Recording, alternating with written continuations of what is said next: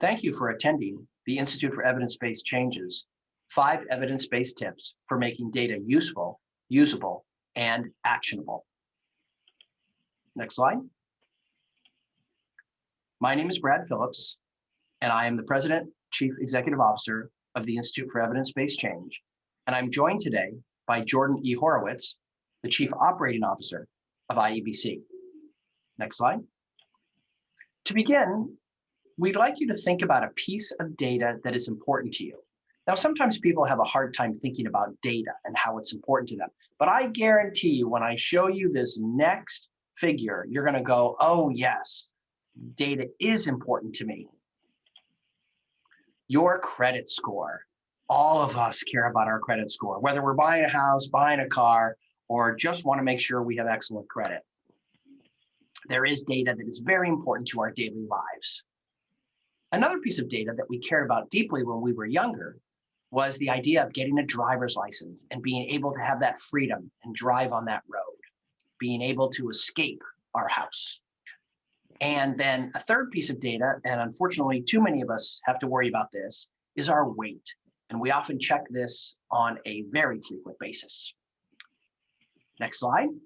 What you've just experienced is something at IEBC that we refer to as the priming effect. And what the priming effect does is it readies your brain to be thinking in a certain way. In fact, if you think about it, when you go to a meeting and data is presented, there's all sorts of other things going on in your life. You may be checking your email, maybe doing all sorts of things that you're thinking about the next meeting.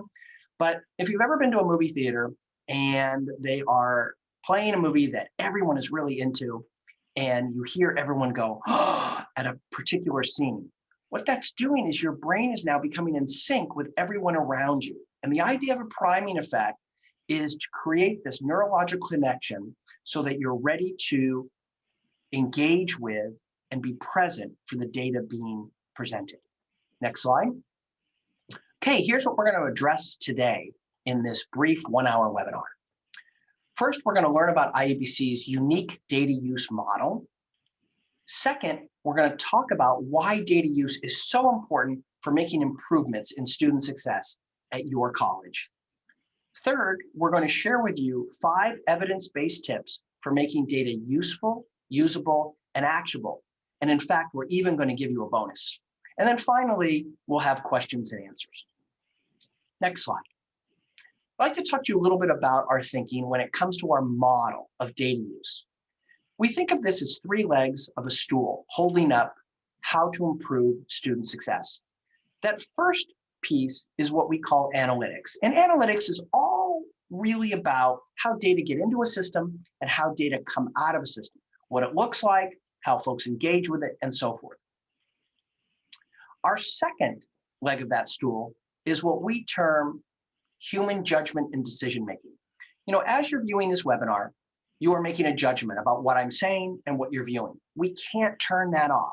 So what we want to do is use how we're wired as human beings to help us make better use of data, the decisions we make and the judgments we make around that data.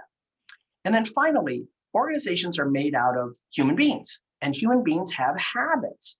And those habits really help us move in a certain direction or think about things in a certain way, but sometimes they even get in the way of the things that we're trying to do.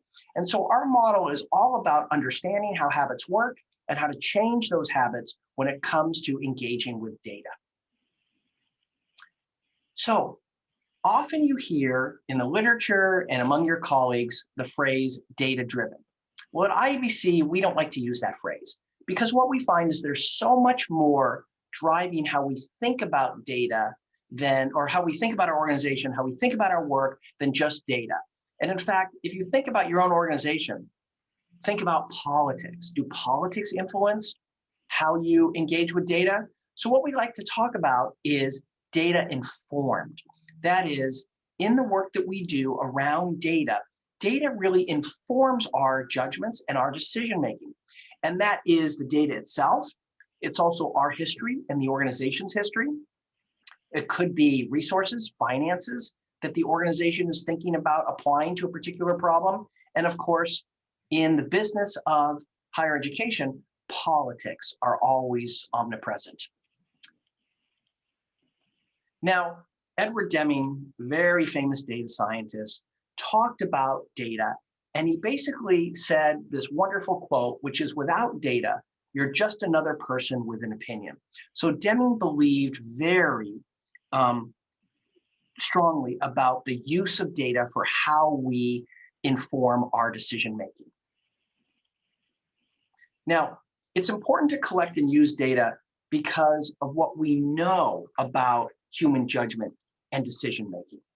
And in fact, one of the things that we always have to be aware of whenever we're working with data is what's called the 4 villains. And this comes from the Heath brothers' work. The first is confirmation bias. Did you ever have data that comes to you and you just know it confirms exactly what you thought about students or about your institution? Well, one of the things that we always have to be aware of is that with any new piece of information, we have to make sure that we don't add that to our belief that it just confirms the way things are. And in fact, we have to take a step back and really determine if in fact this confirms or maybe challenges our opinions. And we have a lot of that occurring in our institutions. The other issue is narrow focus bias. And what's meant by narrow focus is we tend to take data and we only think about it as applying maybe to one problem, or the way that data is presented, it only focuses on maybe one issue. But the reality is, maybe if we adjust that data in certain ways, it opens up how we think about an issue. So merely the way the data is presented could cause us to have a narrow focus, when in fact, if that data was presented in a different way, we might be thinking about things a little differently. So we always have to be aware of that. Another big one is short-term emotional interference. Look, we cannot divorce ourselves from our emotions. And in fact, we may feel strongly about something, but the reality is we have to take a step back and let the data speak for itself. So despite how strongly we may feel about a particular issue, we have to let the data be even keeled and not let us be pushed in a particular area because we have strong feelings about something. And then finally, there's overconfidence.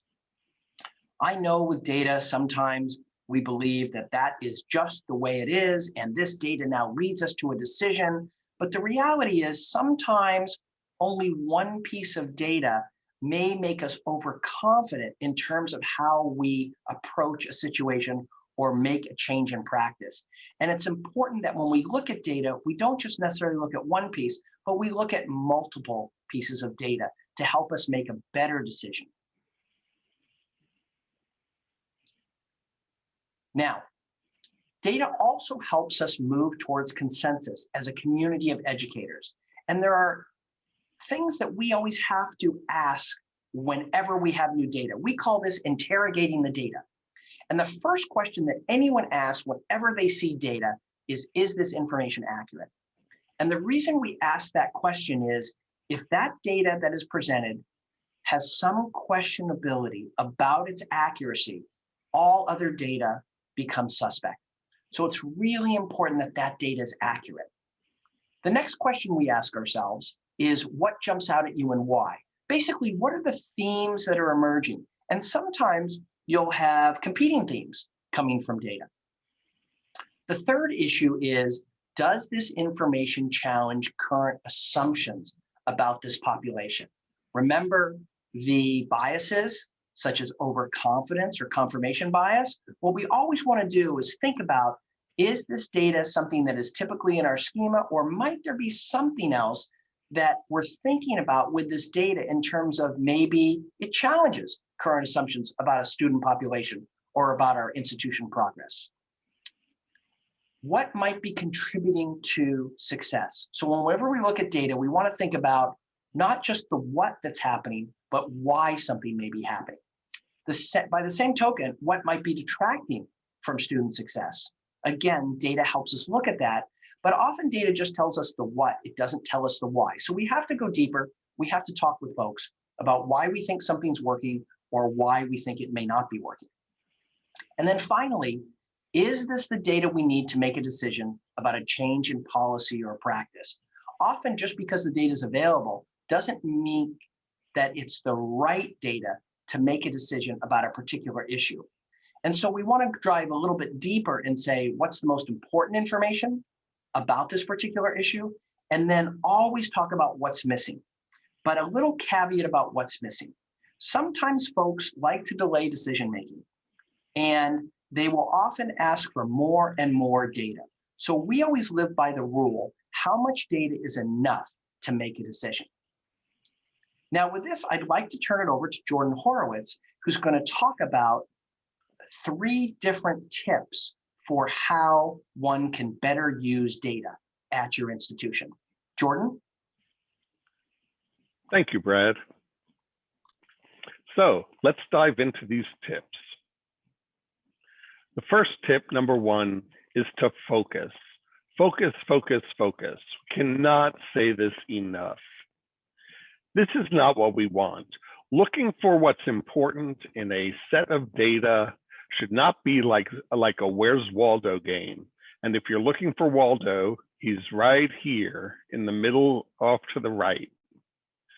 This table presents far too much information, too many rows, too many columns.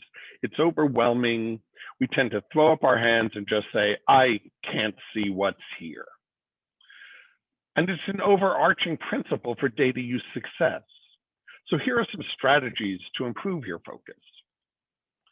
Identify your leading and lagging indicators. Leading indicators are in your control and lead to your hoped for success. Lagging indicators are affected by what you do to influence your leading indicators. And the key to focusing is to keep the number of indicators you track small. And many of your leading indicators can lead to more than one lagging indicator. Let's look at some examples. For colleges, our leading indicators, or things that we have control over, are items such as class retention and successful course grades. And as we move from leading to lagging, our control over these indicators gets less and less. By the time we get to completion, we cannot directly influence completion. But we know that if we focus on our leading indicators, such as supports and services that help students stay in classes and be successful in their courses, then they're more likely to persist from term to term, achieve the course credit milestones to keep them moving, and achieve completion. So in indirect ways, we're able to have an impact on our lagging indicators. So we want to identify our leading and lagging indicators. The second thing we want to do is to limit our reporting to the indicators of interest. We don't want this. We don't want this. How are we supposed to make sense of this? How are we supposed to have our faculty, our staff, and other stakeholders make sense of a table like this? We cannot expect the users of our information to be analysts. This is much better. For example, this shows that a college program demonstrated positive results. And it shows it was implemented in 2011. And when we look at the graduation rates, the college enrollment rates, attaining a college degree in 6 years, they have all increased considerably over prior years. And these are the metrics that we want to track. Another way to limit and focus is when you're in our meetings to keep our reporting to actionable information. What do we mean? It needs to be usable. Data needs to be understood, made sense of, clear, and simple to be usable. It also needs to be useful. It needs to be a link in the chain of student success. We are pretty firm about not putting anything on an agenda that's for information only. Something that's for information only on the agenda means it's time to check your emails, check your phone messages, because you're not going to be doing anything with this information. and actionable. The data that we present should answer the question, are we being effective in our student success efforts, and what can we do about it? If data is not actionable, it's just a dead end. It's just data for reporting's sake. So maintain focus. Tip number 2, tell a story. You want to tell a story with your data. That makes it meaningful and memorable. And you want your stories to be memorable, impactful, and personal. Start with a headline. What is your headline? These are some humorous headlines that we found in the papers over the years. Crack me up. Especially parents keep kids home to protest school closures. Love that. But you want to start with a headline also. What is your headline?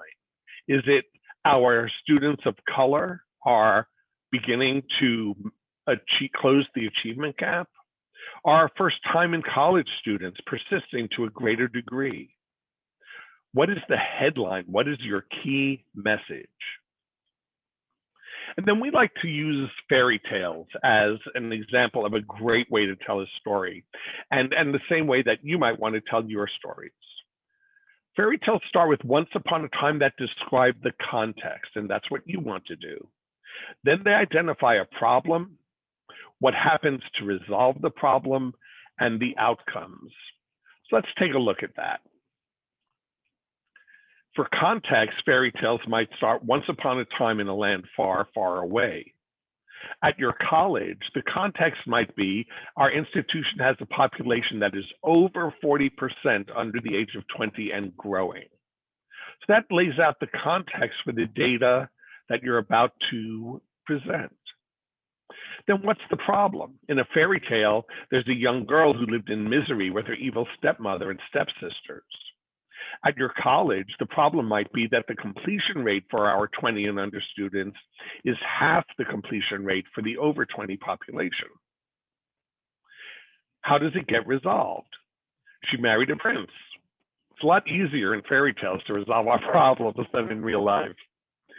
At your college, you might say we piloted a support program with peer mentoring, and the rate increased to almost that of the over 20 student population for students in this pilot program. And the outcomes, she lived happily ever after. At your college, the outcome might be expanding the program and institutionalizing it and continuing to monitor the impact. So in this way, you've set out the context, you've identified the problem, you've presented the resolution, and your plan, the outcomes for where you're going to be going next.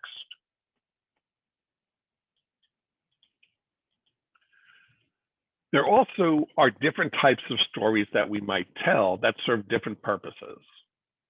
The first type of story is what's happening now, which is a snapshot of your current situation. For example, over 100 students are being served by our program. 25% of students were proficient in math. 40% of the 2014 class completed a degree. This tends to be the kind of data we receive, but it's not very helpful. It doesn't tell us whether this is an improvement, how much of an improvement, or other comparisons. So another type of story to tell is to compare to other groups. So here we have program students completed at higher rates than a comparison group. This tells us clearly, shows impact of the program over students not receiving the program. Or students in the program had a 15% higher persistence rate than the comparison group from fall 2014 to fall 2015. Or students enrolled in a course with embedded tutoring were twice as likely to pass the course than their peers in courses without embedded tutoring. This is much more useful information and can lead to action. A third kind of story to tell is where we've been and where we are now, comparisons about the same groups of students then and now. For example, the withdrawal rate for students in this program has been reduced by 30% among students identified at risk since we implemented our mentor program. So this shows that for these kinds of students, implementing this program over time had this kind of impact. Or compared with last year, the program students are 4 times more likely to persist fall to spring since we implemented our collaborative program with social services. So this is these kinds of students from last year to this year. Again, a comparison of then and now. Another type of story to tell, another issue, is framing. We can tell a positive story, which highlights what specifically made a difference. What was the key element or elements? And we tell positive stories when we want people to start doing something or continue to do more of what it is that we found successful. We tell a negative story, when there's a challenge to overcome. We describe the problem and why it matters. We might focus on the causes and, of course, what we as educators can do about addressing the challenge. Again, getting back to that actionable idea. Negative stories are told when we want folks to stop engaging in a behavior or reduce the ways they engage in that behavior. And we're going to come back to framing a little later in the webinar. The third tip, and Brad alluded to this in his introduction, is that we need to capitalize on what we know about human judgment and decision making. We can take everything we know on how human beings process information and use that to our advantage. And this is behavioral economics. One of the most important things we can do is to make our tables explicit. Yes, here is a description of chemistry enrollment by ethnicity over the course of 3 years after implementing a program. But I challenge you to look at this table and quickly or easily see what's happening here, what groups benefited, how much time it took. But if we retitle it to direct the reader or the user of this data to where we want them to look, and even highlight that row, it becomes clear that the students who benefited most from this program are our female Latina students.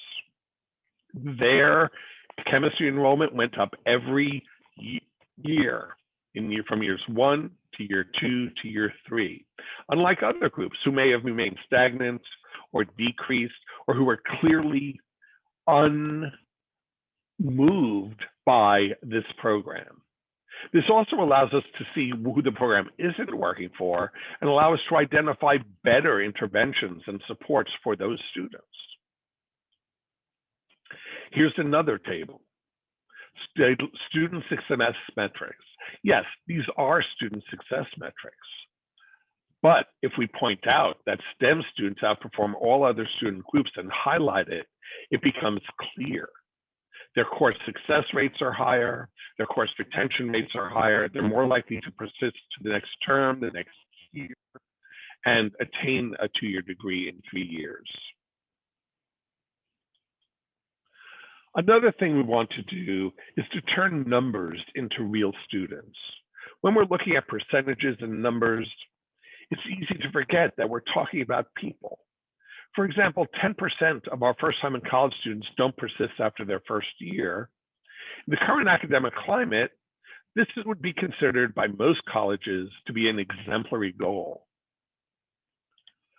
But in a college with 800 first-time in college students, this is 80 students.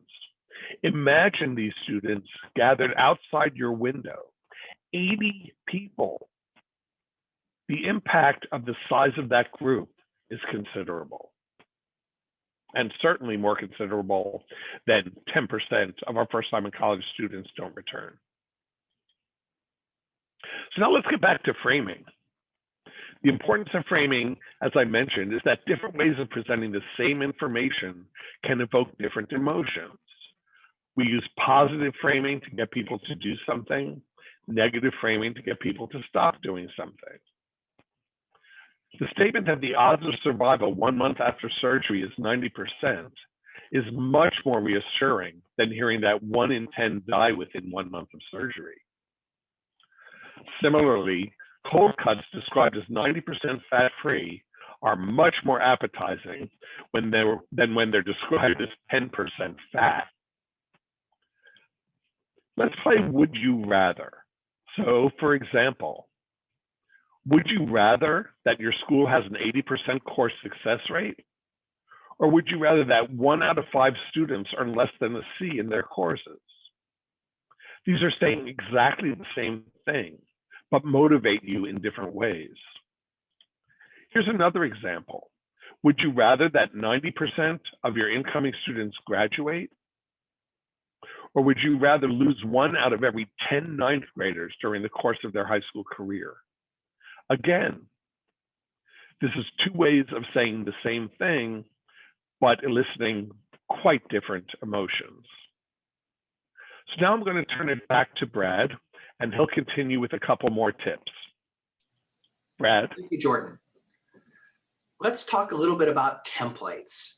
Now, we at IEBC love templates. And as you think about templates, we use them almost every day, whether it's personal issues such as calendars, or our own budget and financing, or our project management at work. Maybe it's invoices and forms. We use them all the time, and they're so helpful to use. And what's interesting is we find that most of our colleagues in education do not use templates to share data. And what happens when you do that is people become confused. And what a template does do is it allows the audience to really take that information and interpret it in the way that you, as the one presenting the data, wants. It limits or avoids completely confusion, and it also reduces the problem of information being misconstrued. I don't know if you've ever been in a meeting where information was presented, you leave the room, you talk to your colleague as you're walking out and you say, what did you think of X? And they look at you and go, I didn't hear that. The use of templates reduces or eliminates that issue. Now, it also provides for those putting that information together and for our own schema, a way to organize that information. And it allows you to take that data and look at it from the perspective of creating new ideas. Because what happens is you don't have to worry about the familiarity of the template. It allows people to really focus just on the data. It also increases flexibility. And you would think it's exactly the opposite. How does a template cause you to increase flexibility? The idea behind a template is you could always improve them. You could always make changes in them. So as our colleagues look at data, they say, it would be nice if we showed it this way. So within a template, you're able to do that and share data in new ways, but maintain consistency. Now, I showed you earlier questions about interrogating the data. This slide then may look a bit familiar to you. This is the template that we use, which you've seen before, about how to bring an audience to interrogate the data. And again, it starts with that very first important question, is this information accurate? Because if folks feel it isn't, then there's a problem. You know, we used to have a statement in the old days that said, if it's on green bar paper, it's truth. Well, we know that's not always the case. Next slide. Now let's go over our last tip, tip 5. Now, we're Star Trek fans, so we had to put this slide in there. And we talk about know that resistance is futile and prepare for it. What do we mean by that? Look, we often share negative data, and human beings are wired in a certain way. And the way that we're wired is often the same way we think about dealing with grief. And Elizabeth Kubler-Ross really talked about this grief cycle. So let me walk you through this in what we hope is a humorous way. So first thing that happens is this little creature walks in and says, and hears, sorry, there are no French fries anymore. And you think, what? That's not possible. I just saw a guy walking out of the shop with a bag full of French fries, right? There's denial. Next is anger. You better hand me your French fries or I'll kick your ass to the moon. All right, not getting any French fries. Okay, so now let's talk about this. Let's bargain a little bit. Come on, I'm sure you have one or two left. Let's just say I take what's left and I leave, okay? And then next we go to depression. Oh my gosh, there are really no more French fries. I'll never taste the sweet flavor of French fries again.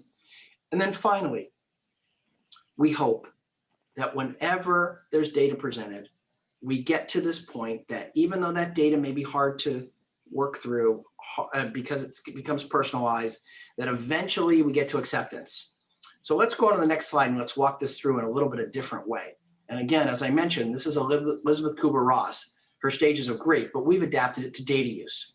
And what you see is the same kind of issues, shock and denial. There's no more French fries. But what happens is human beings, when data is presented, you'll often see they'll fold their arms, they don't believe it, maybe they become a little numb or they start looking at their cell phones. This is a natural experience and we have to simply work through it. Then they move on to anger. And what happens with anger is they tend to blame the person providing the data and they're frustrated, they're upset, maybe they feel shamed. Next, they move on to depression and detachment where they're exhausted. It's just overwhelming. Then hopefully they continue to move through the cycle and get to dialogue and bargaining where they're really trying to reach out with others, learn what's going on with them. And then finally, we hope that they get to acceptance. And acceptance is a place where, as you'll notice this ribbon, it kind of folds over so people can go back and forth between these phases. But also you'll notice it goes down. What the down means is that they get tired. So people feel like there's nothing they can do. That's where it gets to depression and attachment. But then as they work through it and they get to dialogue and bargaining, they get to acceptance where they feel empowered, what happens is their energy level increases. And let us just warn you, anytime new data is presented, especially if that data is negative, they're going to go through these stages. So what happens at many colleges is they share data and it's negative and people push back. And what do? They stop sharing that same data. So what happens is they don't address the problem that they need to address. The key that we really promote is you have to keep at it. Even though you know these stages are going to occur, it's okay. You have to keep at it. Now, how might we work through these stages faster? Because we know that sometimes it could take 3 years for folks to work through this data. So with shock and denial, we know that when we're in a room, we're presenting data, folks will look away. As we said, they'll look at their cell phones. They may question, where did this data come from? Is it accurate? They may claim that the data is just wrong. So what's the response? We always say to our colleagues who are presenting data, don't be defensive. As soon as you're defensive, it becomes about you rather than the data. The data is what it is. That's what's being presented. It's important that instead of pushing back, you become an ally and that you say, look, we're in this together and we're tasked with reviewing this data. And that we know that this is hard, but you know what? If we work on this together, we're going to get through it. Now, anger. They get to that phase, they're openly angry, they're kill the messenger, and it feels like it's awful. And you want to retreat when you're presenting data. And what we're saying is don't do that. Again, don't be defensive. Don't try to defend the data. It just is what it is. And then it's important to make sure that it's not personalized, that you presenting the data are not the enemy. You're here to support them. You're here to guide them. You're here to have a conversation about how we make this better. And what you're trying to do is look for common ground. That is, we're in this together. We often call this principle build up, break down. And what we start with is whenever negative data comes up and you know that data is going to be presented, never ever start with presenting negative data. Always start with something positive that's happening. Because what happens is as soon as you present negative data, people become defensive. But if you present positive data first, and it could be totally off topic, but it's positive data, what happens is it increases trust and it increases the ability for the audience to listen to you. Now, third stage, depression and detachment. What happens is folks get tired. As I said earlier, this is where our energy level wanes. They may feel disengaged. You may hear them not coming up with ways to fix this or addressing it. They may now start the blame game, which is, well, students come unprepared. How are we going to fix poverty? One of the things that we find is folks tend to focus on the negative, and if you're in higher education, then you blame high school, and if you're in high school, you blame the middle schools, and so forth. You know where this is going. In the end, we're always blaming parents. So what's the response? That you're there to provide genuine support. You're not there to be the bearer of bad news, but you're there to help them work through this. Remember that principle, build up, break down. So start with something positive and remind them that, look, they're not in this issue alone, that there is support, that others are going through this. And one of the things we know from the psychology of this is misery loves company, just not any company. And what we mean by that is when someone is upset, it's important that people around them are experiencing the same thing, not different things. That's why it's important to keep up with talking about this data, know that they're not in this alone, that we're together, we're all experiencing this. And then you start moving to what is in their power to address. As Jordan talked earlier about leading and lagging indicators, it's really important that data presented to audiences is data that is within their control. If data is presented to audiences that they can't control, they're going to get rightfully angry because they feel like they can't make a change in that outcome. Now, dialogue and bargaining, we're almost done. The symptoms are that they may talk about a solution, but it's kind of pie in the sky. There's really no real solution that's offered. It may be unrealistic or implausible, or they're still blaming someone else. So it's really important that you let them work through that, but you keep reminding them by validation and support that they are thinking about solutions. But the key is to play out the solutions to determine if in fact they're feasible. In other words, if we made these changes in policy or practice or process, what would change? And could we even make those changes? Now, you want to share with them that, look, they're talking about it, they're making a good start, but they still have some more work to do.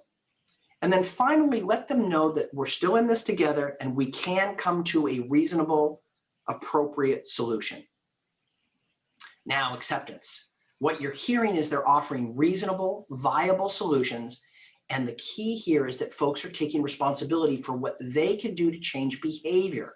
At IEBC, we talk a lot about behavior change. And so we want to get to the point where we hear people are making changes in their actions, both what they can do and what they can't do. So the response, again, is validate and support them, that they're thinking about solutions, play these solutions out, determine their feasibility, and the key here is celebrate. You know, we don't celebrate enough in our business of education. We tend to have a check the box mentality where, okay, we fix this, let's move on to another issue. It's really important to celebrate. And one of those celebration activities is to do a bit of a post-mortem and to take a look at what was the data, what was the challenge that we are faced with, what does that look like in terms of our policy, practice, and process, and then what are we doing to change that? And congratulations, we made a change in practice. Again, this gets to habit change. Now, moving to action. One of the things that, and Jordan talked about this, is we always want to think about how this affects individual students. When we think about that N of 1, it's really important that we're help people visualize that we're in fact dealing with students. And so one of the first principles, and this again comes from the Heath brothers, is first, the data has to be believable. We can't provide data to our audience that is not believable. And in many ways, as we talk about useful, usable, and actionable, is that the data is not useful. We don't understand it. Maybe the statistics that we use are beyond the realm of the capabilities of folks because they haven't been trained in how to use particular statistics. So the data has to be believable. The next thing we have to do is figure out a way to get them to feel. That's why we like to use pictures. It's really important that we think about each and every one of those numbers in a table or a chart or a figure has a human being behind it. And the best way to do this is, as Jordan talked about, tell a story. What you may do is profile a typical student and what they're going through and what their lives are like and why they're in that statistic. And then finally, we have to give them a way to act. We can't just say, well, here's the data, we want you to care about it, and there's nothing we can do. We have to look at viable ways to make improvements. What that means is, as we're working our way through the Elizabeth Kubler-Ross's stages, and we're getting to that point of bargaining and then moving to action, we want to make sure that we give them potential ways to make changes. We can't just lay it on them and say, okay, you have to fix this. So one of the ways we do that is we might want to reach out to our colleagues who have addressed issues like the ones we're addressing and give them viable alternatives to change our behavior. So let's recap. First, as Jordan talked about, focus, focus, focus. We cannot say that enough. And this data has to be useful, usable, and actionable. It's important that you look at leading and lagging indicators and make sure that your audience can actually have control over those indicators. You want to make sure that you're limiting the reporting of those indicators. You don't want to give them a whole bunch of data like the Where's Waldo table.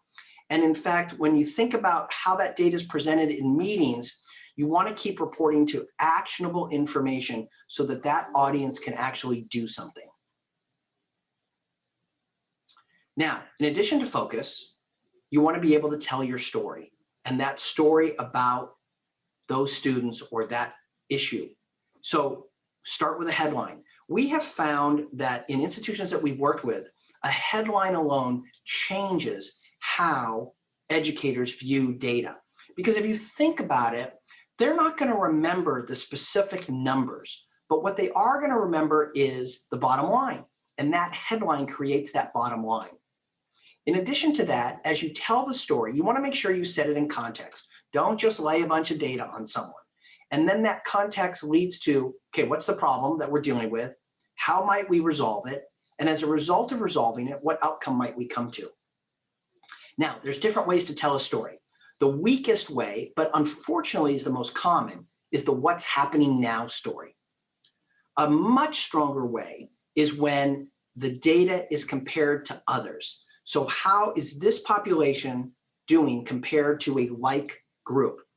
And then the most powerful way is comparison to a baseline, what we in research call the historical control. That is, how are students doing now that we've implemented this new thing versus how did they do before? And then, of course, there are different kinds of stories to tell in terms of a positive story, which is really about getting folks to do more of something, versus a challenging story, which is basically saying, let's stop what we're doing now and do something different. Now, in addition to focus and telling your story, we really need to focus on how human beings process information. So we're not just doing good ways of data use, but actually linking to how our neuroscience works in terms of getting our folks to act. So one, make it explicit. Make sure it is very clear. And turning those numbers into students is so important to do so that folks have a picture in their head. And as we talked about very early on, the importance of framing that story in a way that has folks think about which way they're going to go, either moving away from something or moving towards something. Let's talk about our fourth issue, which is using templates. We at IEBC love templates because they help everyone get on the same page. The interpretation is common and there's less confusion and less problems with understanding the meaning. And what's nice about templates is if you use them often enough in the same way, that folks don't need to understand where does this data come from, what is it supposed to look like. It basically creates a natural way to organize information and people get used to it. And again, it increases flexibility because those templates can be adjusted to meet various needs, but you're not starting from scratch. And then finally, resistance is futile, a Borg reference. So we talked about the stages of grief and the introduction to new information and how human beings' very first reaction is they're going to be in denial and they're going to be shocked and a little angry. but you can help your team work through those stages in very specific and deliberate ways. And for all of us presenting data, please don't take it personally if folks get angry. It's not you, right? They're upset about the data and how they feel personally responsible. So we don't want you to feel personally responsible, but based on the ways that we've shared with you on how to present data, this helps you not take this personally, be an ally to the groups that you're working with, and help them resolve some challenging issues that we all face in education. And then the bonus was our first technique, which is our priming technique. If you remember that priming technique, we talked about looking at a piece of data that influences our lives and how important that is and how it's an everyday occurrence. We're always looking at data, even sometimes we don't think so. So with that, we have a Q&A, but because we're not live, we're going to refer you to our contact information. So my name is Brad Phillips. We are joined by my colleague, Jordan Horowitz. Here is our contact information, both for IEBC's website. If you have any questions, you can send it to info@iebcnow.org, or if you prefer to personalize it, you can send it to my email or Jordan's email below. And if you'd like to call us, those are our phone numbers. Feel free to call us during Pacific time, regular business hours, and we're happy to respond. Jordan and I want to thank you for attending the webinar today, and we hope that you have a good experience in presenting data in the future and look forward to hearing from you. Thank you.